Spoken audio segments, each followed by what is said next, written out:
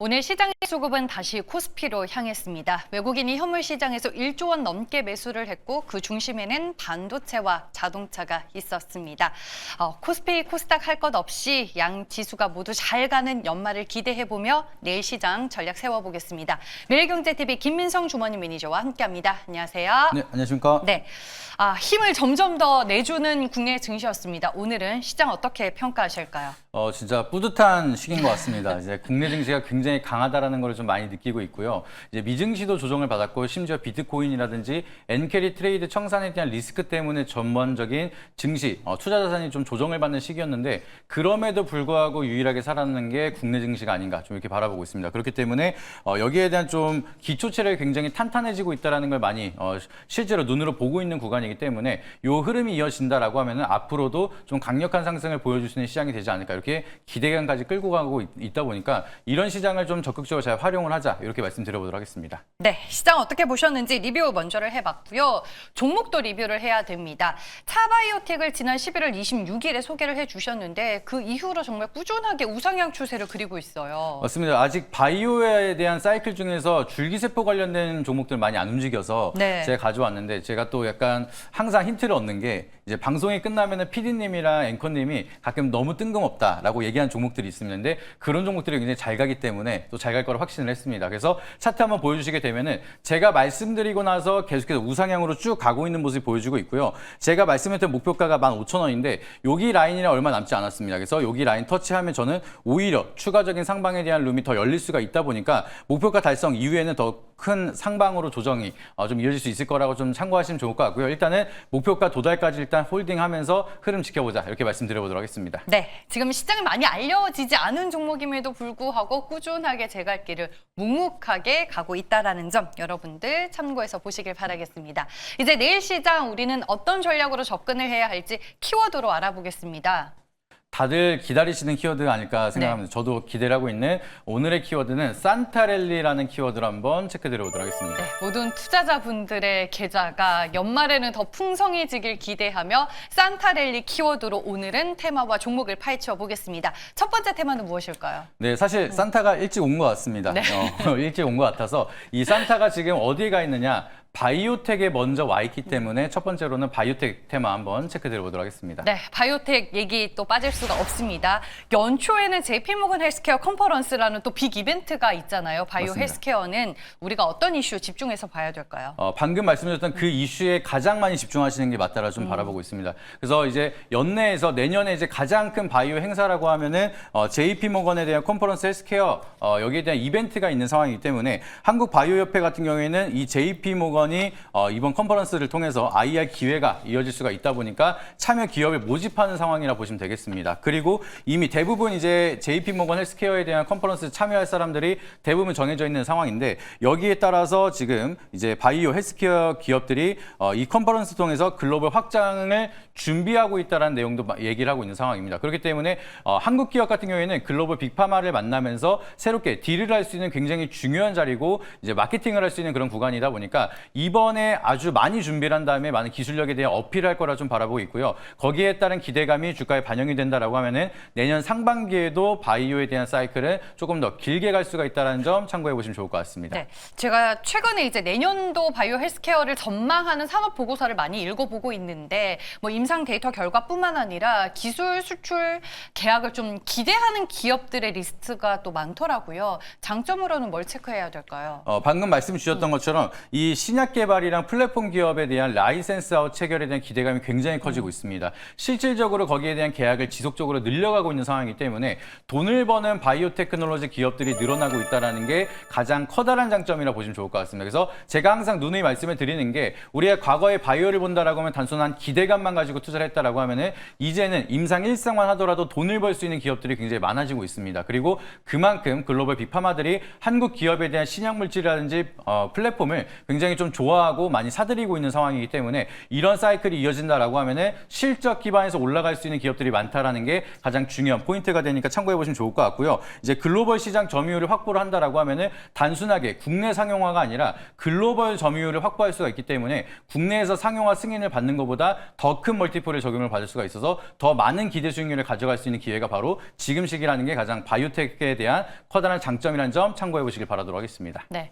반면에 이제 펩트론이나 케어젠이 이 바이오텍에 대한 단점을 설명해 줄 수 있는 대표적인 좀 사례가 요즘에 되지 않나 이런 생각도 드는데. 맞습니다. 이게 임상 진행 중에 갑작스럽게 돌발 리스크가 나오는 게 항상 바이오테크놀로지 쪽에 대한 악재가 가장 커다란 리스크라고 보시면 좋을 것 같은데 사실 이제 펩트론이랑 케어젠 같은 경우에도 임상이 실패했다도 아니고 약간 딜레이가 됐다라는 이런 불확실성만 커진다 하더라도 세론이 좀 깊게 만들어지다 보니까 항상 리스크 관리를 하셔야 되고 이게 악재에 대한 분석과 호재에 대한 분석도 잘 하셔야 되는 게 아직까지는 단점이라는 점 참고해 보시길 바라도록 하겠습니다. 그리고 이제 글로벌 빅파마에 대한 계약이 갑작스럽게 불발이 될 수가 있습니다. 그래서 만약에 지금 펩트론이 아예 불발까지 된다라고 하면은 하한가까지도 갈 수가 있는 그런 악재이기 때문에 많은 기대 수익률을 가져갈 수가 있지만 그만큼 하락으로 되돌림 파동이 굉장히 클 수가 있는 게 바이오라서 그만큼 리스크 관리를 미리미리 철저하게 챙기는 게 중요하다는 점 참고해 보시길 바라도록 하겠습니다. 네, 호재도 많지만 언제든지 악재가 이제 불거질 수 있다 이런 점을 여러분들도 명확히 알고 계시길 바라겠습니다. 두 번째 테마는 무엇이죠?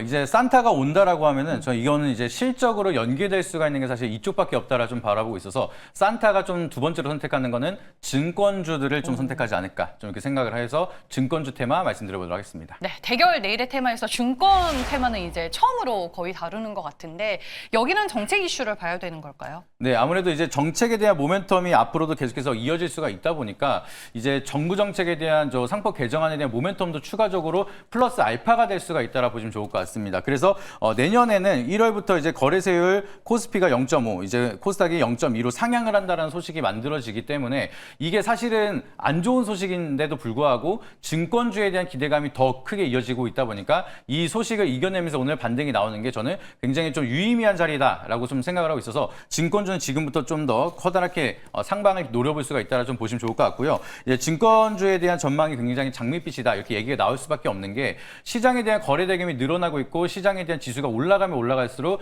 유입되는 자산이 더 많기 때문에 그러면 거래가 활발하게 된다라고 하면 증권주에 대한 실적 모멘텀도 같이 커플링이 될 수가 있어서 기대감이 같이 올라가는 구간이라서 관심 있게 보시면 좋을 것 같습니다. 네, 거래세는 올라가지만 거래는 또 활성화된다 이렇게 설명을 해주셨습니다. 장점 자세히 체크를 해볼게요.